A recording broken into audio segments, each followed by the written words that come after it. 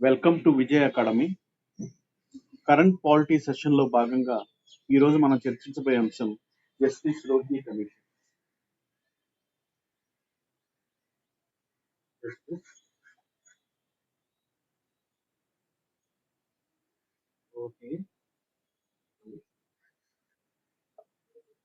Justice Rohini commission తో పాటుగా 123 constitutional amendment bill,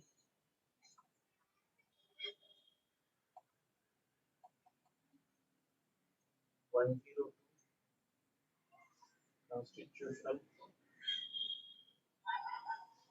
amendment act,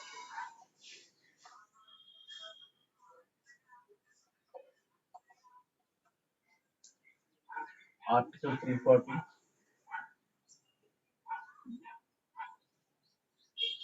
article 338, article 342, article 15 sub class 4, article 16 sub class 4 గురించి తెలుసుకున్నాం. Justice Rohini commission, 123rd Constitutional Amendment Bill, 102 Constitutional Amendment Act, Article 340, Article 338B, Article 342, Article 15, Subclass 4, Article 16(4) గురించి తెలుసుకుందాం.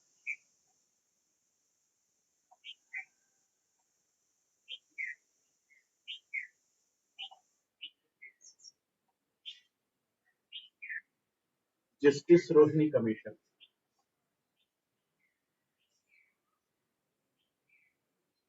Justice Rohini Commission was constituted under Article 340 of the Constitution, approved by the President on October 2nd, 2017.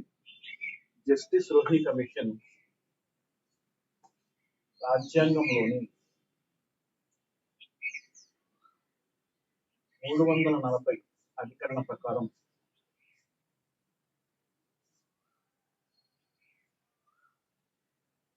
రాష్ట్రపతి Ramnath Kovind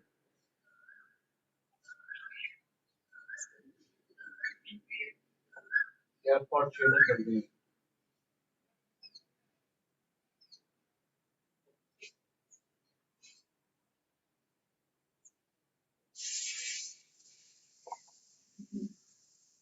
retired Delhi high court chief justice Rohini అధ్యక్షతన 5 సభ్యులతో కూడిన కమిషన్ను president Ramnath Kovind October 2nd, 2017 ఏర్పాటు చేయడం జరిగింది.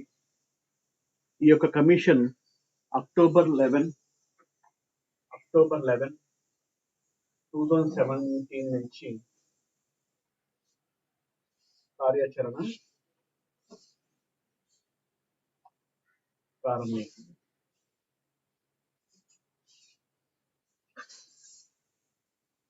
Comments on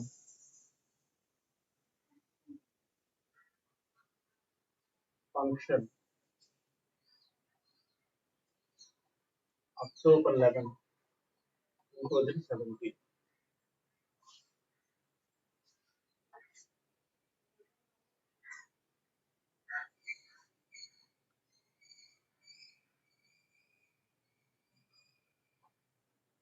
justice Rohini commission Vishwanath Pratap Singh గవర్నమెంట్లో మండల్ కమిషన్ సిఫార్సులు వచ్చే ఓబీసీ కేటగిరీకి కేటాయించినటువంటి ఓబీసీ కోట 27%ని 4 కేటగిరీలుగా వర్గీకరించాలని సూచించింది. Rohini commission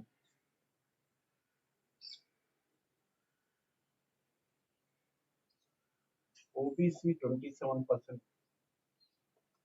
is split into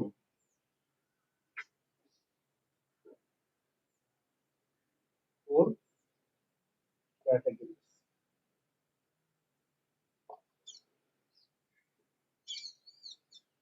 Justice Rohini Commission Justice Rohini Commission to examine the issues of subcategories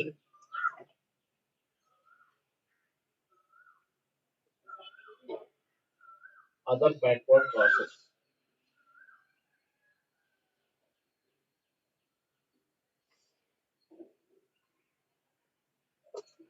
ఈ రోహిణి కమిషన్ అనేది ఓబీసీ కేటగిరీలో ఉపకులాల గురించి వాటి యొక్క సమస్యల గురించి అధ్యయనం చేయడానికి మరియు పరిశీలించడానికి రాష్ట్రపతి రామ్నాథ్ కోవింద్ చే ఏర్పాటు చేయడం జరిగింది.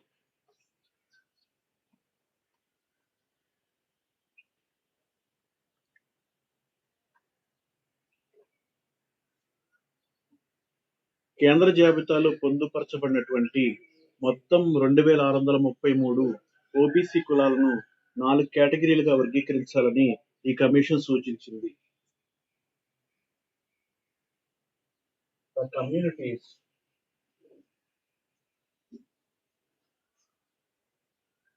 existing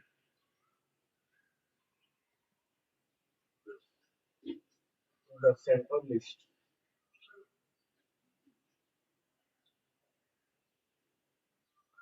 total 2633 castes divided into 4 categories formula.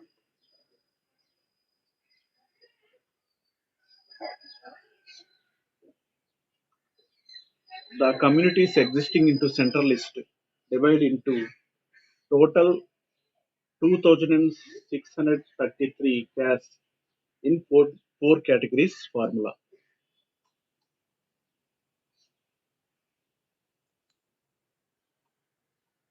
కేంద్ర జాబితాలో పొందుపరచబడినటువంటి ఈ యొక్క ఓబీసీ ఉపకులాలు ఎవరైతే సెంట్రల్ గవర్నమెంట్ జాబ్స్ లో కానీ సెంట్రల్ గవర్నమెంట్ ఫండెడ్ ఇన్స్టిట్యూషన్స్ లో కానీ అధిక ప్రయోజనం పొందలేనటువంటి అట్టడుగున ఉన్నటువంటి వెనుకబడిన వర్గాల కోసం సిఫార్సులు చేయడానికి ఈ కమిషన్ ఏర్పాటు చేయడం జరిగింది.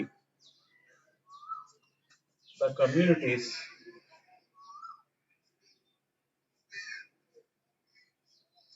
existing in the central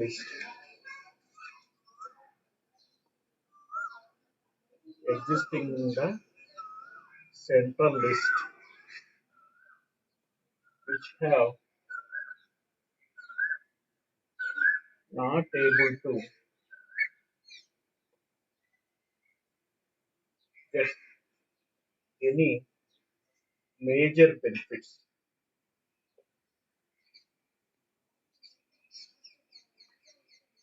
in central government jobs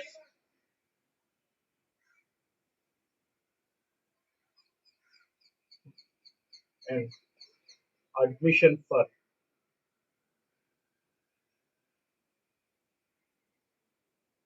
educational central educational institutions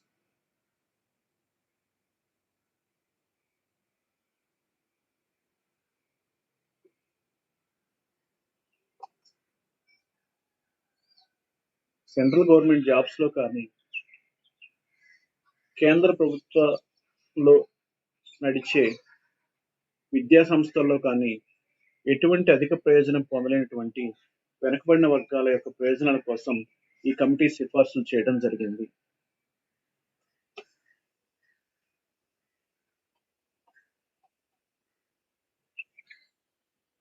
expenditure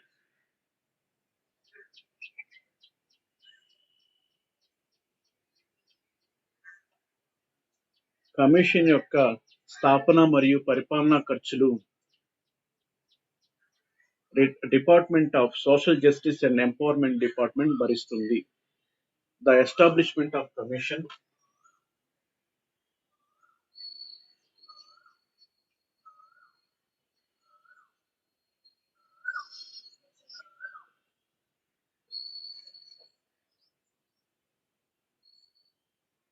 and administration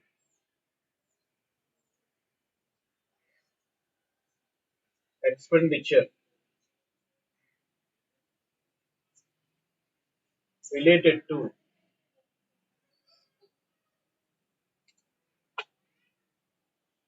Department of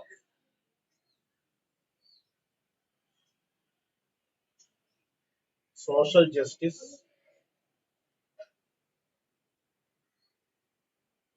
and Empowerment.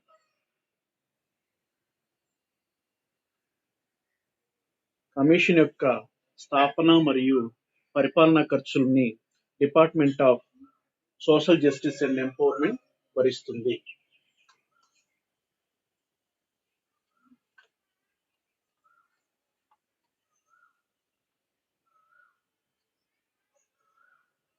Tenure.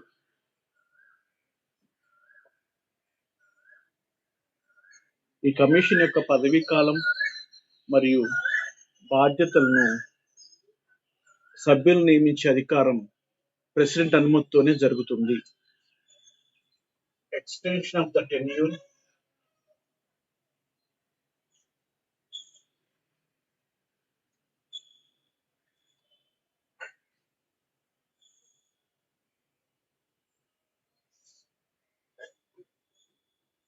of the commission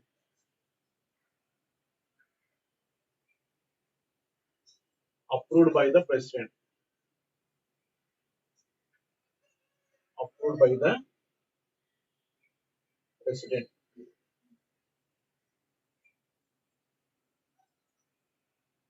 Recently, this commission extend 10th extension July 31st, 2021.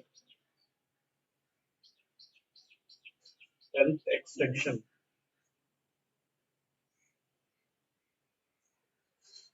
July 31st, 2021.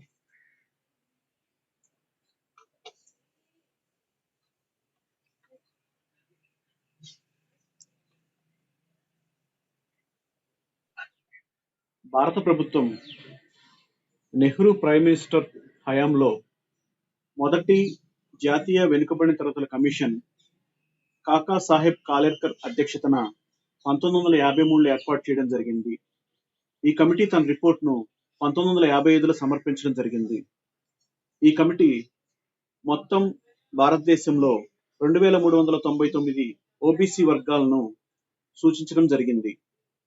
ఈ కమిషన్ యొక్క report అసంపూర్ణంగా అసంబద్ధంగా ఉండటం వల్ల దీన్ని implement చేయలేదు.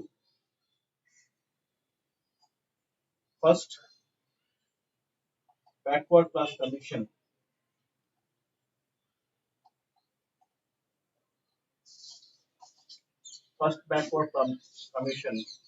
in 1953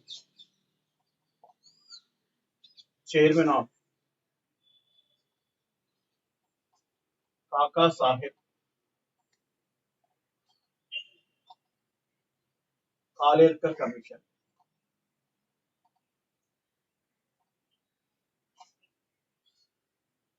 submitted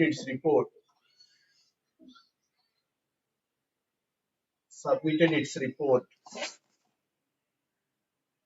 in 1955.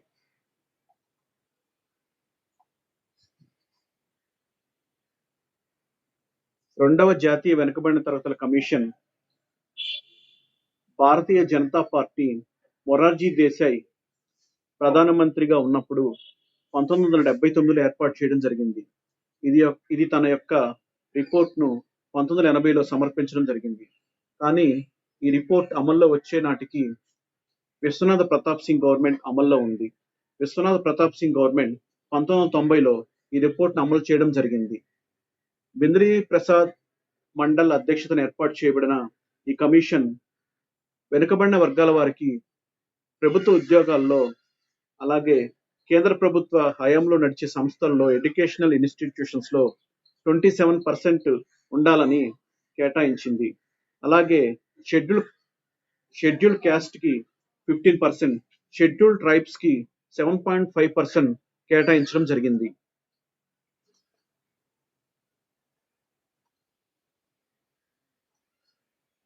Second Backward Class Commission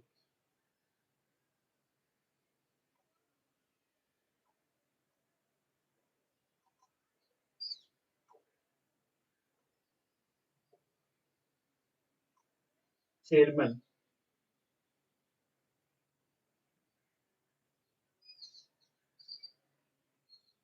Vindeswar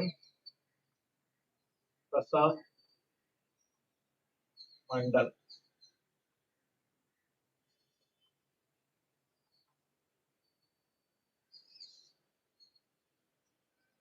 1992లో supreme court ఒక చారిత్రాత్మక తీర్పులో Indira Sawhney versus union of India కేసులో సంపన్న శ్రేణి వర్గాలకు చెందినటువంటి ఓబీసీ కులాలకు ఈ యొక్క రిజర్వేషన్లు వర్తించవు అని తీర్పు చెప్పడం జరిగింది. Who are the people advanced economically, educationally, socially must be included the communities existing in the central list. ఎవరైతే సంపన్న శ్రేణి వర్గాలకు చెందిన వారు ఉన్నారో వాళ్ళు ఈ 27% కోటా కిందకి వీళ్ళకి రిజర్వేషన్స్ వర్తించు అని Indira Sawhney versus union of India కేసులో సుప్రీంకోర్టు 1992 నవంబర్ 16న చారిత్రాత్మక తీర్పును వెలువరించడం జరిగింది.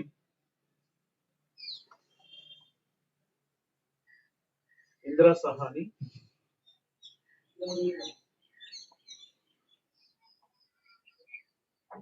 వర్సెస్ యూనియన్ ఆఫ్ ఇండియా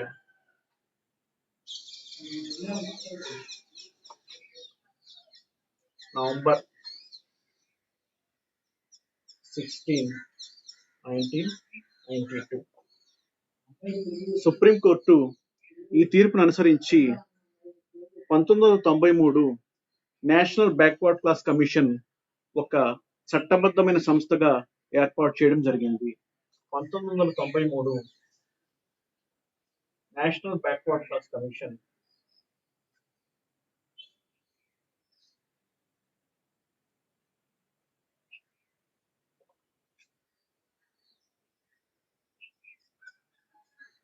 ఒక చట్టబద్ధ సంస్థగా స్టాట్యూటరీ బాడీ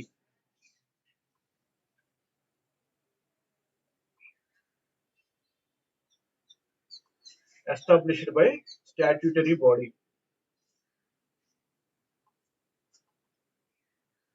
సుప్రీంకోర్టు తీర్పును అనుసరించి భారత ప్రభుత్వం 1993 నేషనల్ బ్యాక్వర్డ్ క్లాస్ కమిషన్ ఒక చట్టబద్ధమైన సంస్థగా రూపొందించడం జరిగింది. దీని యొక్క చైర్మన్ ప్రసాద్. హండీన్ కమిటీ సూచనల మేరకు కేంద్ర cabinet 123rd constitutional amendment bill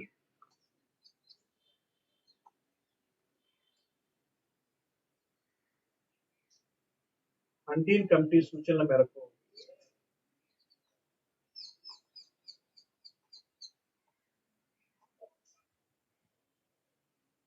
123rd Constitutional Amendment Bill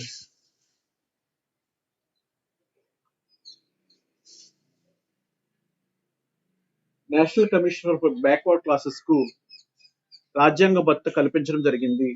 123 constitutional amendment bill provides constitutional status to national backward class commission. ఈ బిల్లును ఉభయ సభలు 2/3 మెజారిటీతో ఆమోదించడం జరిగింది.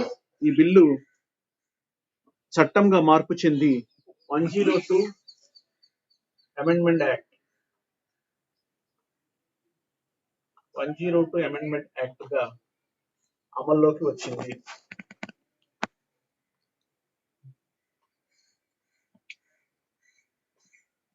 2018 నుండి అమల్లోకి వచ్చింది. 123 కాన్స్టిట్యూషన్ అమెండ్మెంట్ బిల్ 2017 ఉభయ సభల ఆమోదం పొందిన తర్వాత 102 రాజ్యాంగ సవరణ ద్వారా నేషనల్ బ్యాక్వర్డ్ క్లాస్ కమిషన్ కు రాజ్యాంగ భద్రత కల్పించడం జరిగింది. ఈ 102వ రాజ్యాంగ సవరణ రాజ్యాంగంలో 338B, 342A అనే 2 ఆర్టికల్ను ప్రవేశపెట్టడం జరిగింది. Article 338B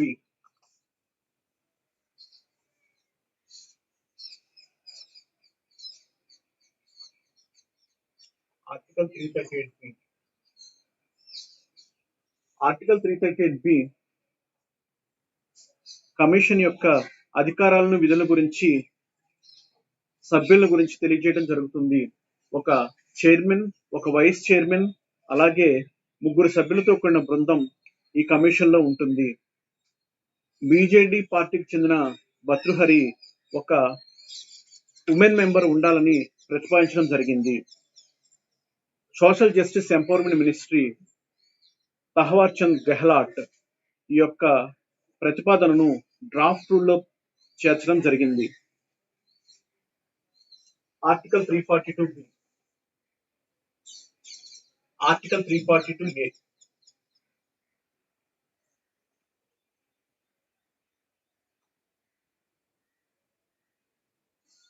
Empower of the President. President alone the power socially to specify socially educationally backward classes.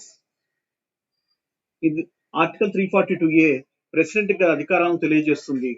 ఏదైనా రాష్ట్రంలో కానీ కేంద్రపాలిత ప్రాంతంలో కానీ వెనుకబడిన తరగతుల యొక్క జాబితాను వెలువరించే హక్కు ప్రెసిడెంట్ కి ఉంటుంది. ఆర్టికల్ 342A ప్రకారం రాష్ట్రంలో కానీ కేంద్రపాలిత ప్రాంతంలో కానీ వెనుకబడిన తరగతుల జాబితాను చేర్చాలన్నా తొలగించాలన్నా అంతిమ నిర్ణయం పార్లమెంటుదే అని తెలియజేస్తుంది.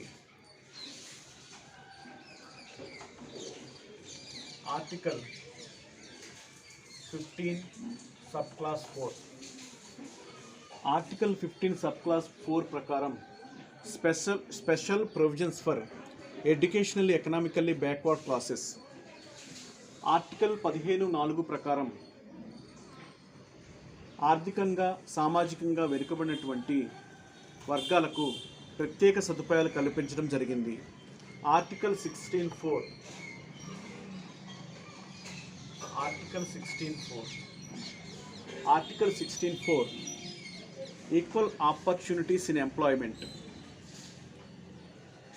పౌరులకు ప్రభుత్వ ఉద్యోగాల్లో వెనుకబడిన వర్గాలకు సంబంధించి సరైన ప్రాతినిధ్యం లేదని భావించినప్పుడు రిజర్వేషన్లు పొందుపరచాలని కోరవచ్చును. ఇది ఆర్టికల్ 16(4) తెలియజేస్తుంది. ఈ వీడియో మీకు నచ్చినట్లయితే లైక్ చేయండి, షేర్ చేయండి, సబ్స్క్రైబ్ చేయండి.